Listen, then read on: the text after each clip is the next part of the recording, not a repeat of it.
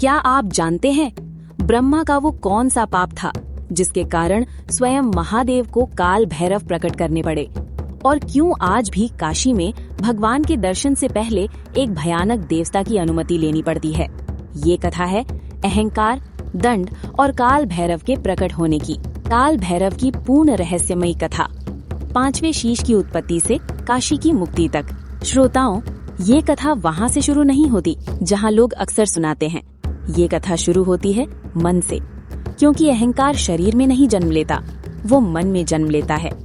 सृष्टि के आरंभ में ब्रह्मा प्रकट हुए, 4 मुख चारों दिशाओं के लिए। पूर्व सृजन की दृष्टि, पश्चिम संरक्षण की, उत्तर ज्ञान की, दक्षिण नियम की। 4 मुख पर्याप्त थे, पर समय के साथ ब्रह्मा के भीतर एक भाव जन्म लेने लगा, मैं ही सब कुछ हूँ। ये भाव धीरे धीरे इतना प्रबल हुआ कि वो एक स्वतंत्र चेतना बन गया। शास्त्र कहते हैं उसी अहंकार से ब्रह्मा का 5वां शीश उत्पन्न हुआ। ध्यान से समझो, ये 5वां शीश शरीर से नहीं, अहंकार से उत्पन्न हुआ था। इसलिए वो अन्य 4 मुखों जैसा नहीं था। उसमें आंखों में गर्व था, वाणी में झूठ और दृष्टि में स्वयं को ईश्वर मानने का भाव। उसी समय कैलाश पर महादेव ध्यानस्थ थे। वे जानते थे ये 5वां शीश सृष्टि के संतुलन के लिए घातक है।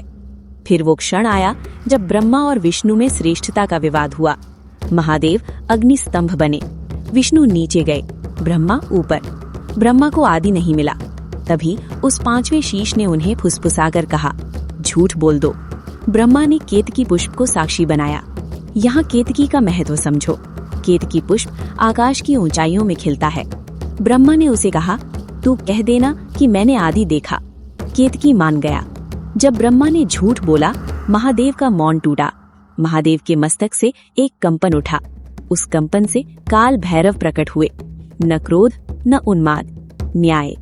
महादेव ने कहा, ये 5वां शीश अहंकार का मूल है, इसे काटा जाए। काल भैरव आगे बढ़े। उनकी दृष्टि सीधे उस 5वें शीश पर गई। उनके नख चले। एक ही क्षण में 5वां शीश अलग हुआ। अब ध्यान दो श्रोताओं, ये 5वां शीश धरती पर नहीं गिरा, ये काल भैरव के हाथ से चिपक गया। क्यों? क्योंकि ये साधारण शीश नहीं था, ये अहंकार का भार था, और अहंकार काटने वाले को उसका दंड भी उठाना पड़ता है। भैरव ने हाथ झटका, न छूटा। उन्होंने मंत्र जपे, न छूटा। महादेव बोले, ये तेरा दंड है, जब तक इसका भार रहेगा तू भी बंधन में रहेगा। केतकी पुष्प को भी शाप मिला, तू मेरे पूजन से वंचित रहेगा। इसलिए आज भी केतकी पुष्प महादेव को अर्पित नहीं किया जाता। काल भैरव तीनों लोकों में भटके। देवलोक द्वार बंद, ऋषिलोक मौन, पाताल अस्वीकार। सदियां बीत गई, पर हाथ भारी रहा। अंततः वे काशी पहुँचे। जैसे ही उनका चरण काशी की भूमि से लगा, वह शीश अपने आप हाथ से गिर पड़ा। आकाशवाणी हुई, जे भूमि अहंकार को भी मुक्त करती है। महादेव प्रकट हुए, बोले, अब से तू काशी का क्षेत्रपाल है। इसलिए श्रोताओं, महादेव के दर्शन से पहले काल भैरव के दर्शन होते हैं। श्रोताओं, ये कथा यहीं समाप्त नहीं होती। काल भैरव आज भी जागृत हैं। वे किसी से भय नहीं करते, पर अहंकार को क्षमा भी नहीं करते। जो झुकता है उसे वे संभालते हैं, जो अहंकार करता है उसे तोड़ते हैं। काशी आज भी वही है, और काल भैरव आज भी उसके रक्षक हैं।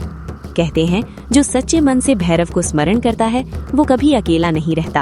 अगर ये कथा आपके हृदय तक पहुंची हो तो इसे केवल सुनकर मत छोड़िए, इसे स्मरण में रखिए, क्योंकि काल भैरव सब देखते हैं।